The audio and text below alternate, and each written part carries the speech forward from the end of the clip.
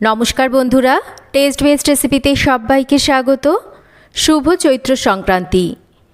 আজকে আমার recipe Chaitra Sankranti special গ্রাম বাংলার ঐতিহ্যবাহী পুষ্টিগুণে ভরপুর পাঁচন। পাঁচন এমন একটা রান্না যেটা স্বাদে হয় অনন্য, আর তার সাথে সাথে এর পুষ্টিগুণের তো কোনো তুলনাই হয় না। খুব সহজ সাধারণভাবে এই রান্নাটা গ্রাম বাংলায় তৈরি করা হয়। এক এক অঞ্চলে এক একভাবে এই পাঁচন বানানো হয়।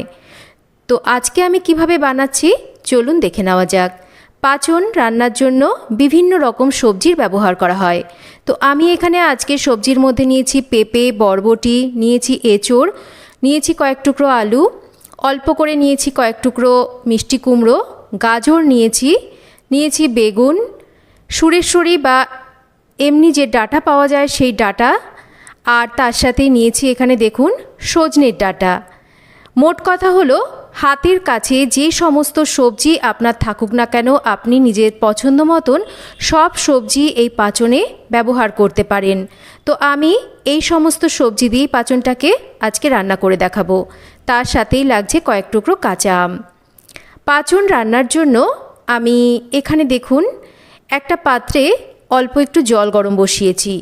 জলের পরিমাণটা কিন্তু খুব বেশি দেব না, মানে জলটা এমনভাবে দেব সবজিগুলো জলের মধ্যে দেওয়ার পর সবজিগুলো সেদ্ধ হওয়ার পর জলটা যাতে আমাদের ফেলতে না হয়।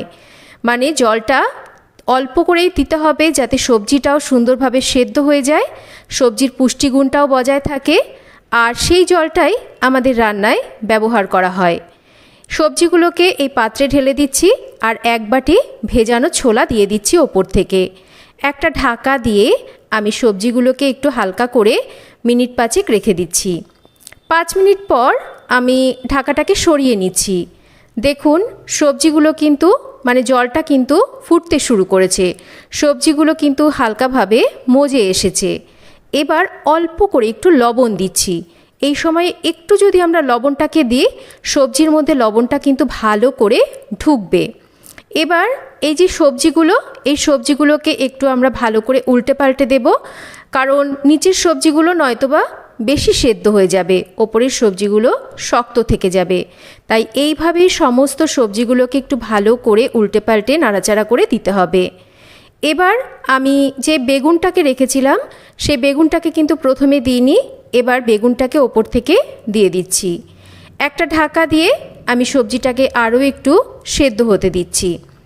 এদিকে আমি দেখুন এখানে ছোলার ডাল ভিজিয়ে রেখেছিলাম।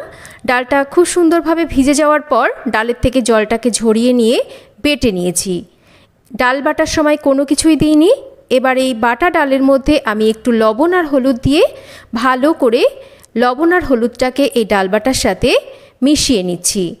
এক এক অঞ্চলে পাঁচন এক একভাবে রান্না করা হয়, তবে আমি কিভাবে রান্না করছি সেটাই কিন্তু আপনাদের সাথে আজকে শেয়ার করছি।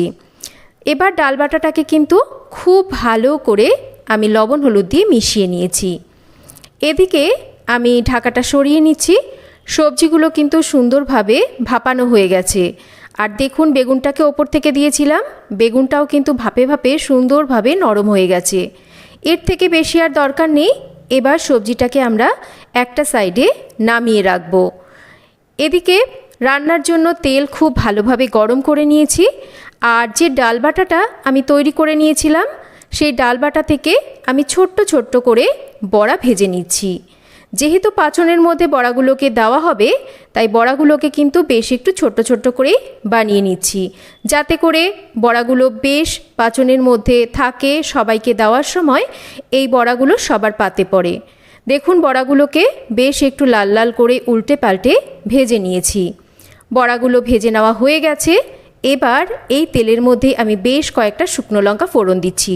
কয়েকটা লঙ্কা গোটা রেখেছি আর কয়েকটা লঙ্কা একটু মাঝখান থেকে ভেঙে দিয়েছি, এতে করে ভালো ফ্লেভার আসবে। এবার একটা তেজপাতা দিয়ে খুব ভালো করে তেজপাতা শুকনো লঙ্কাকে আমাদের প্রথমে ভেজে নিতে হবে।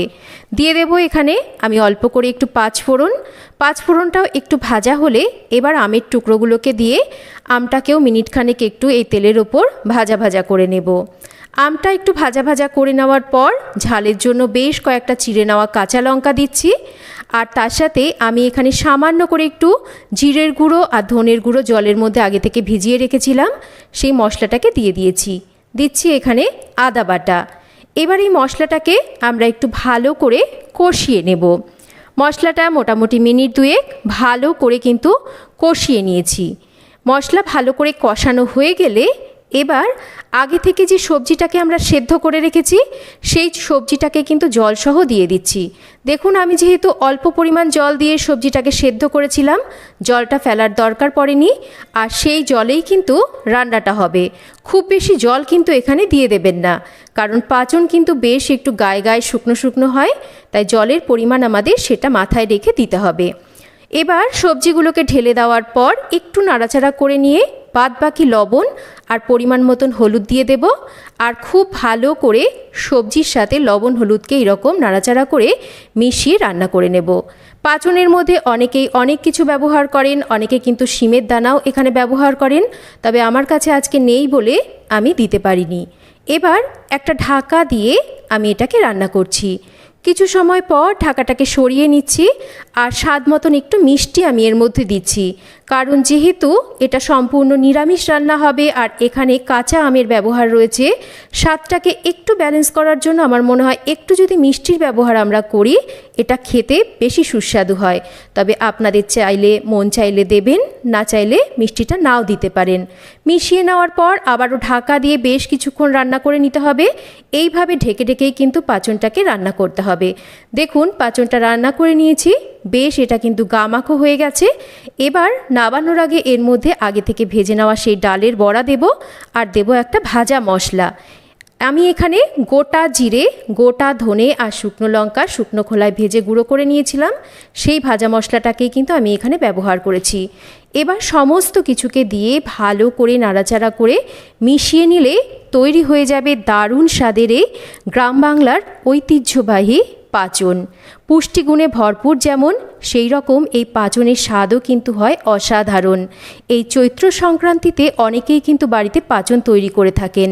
তবে আপনারা কে কে পাঁচন রান্না করতে জানেন একটা কমেন্ট করে অবশ্যই জানাবেন, আর রেসিপিটা আপনাদের কেমন লাগলো একটা কমেন্ট করে জানাবেন।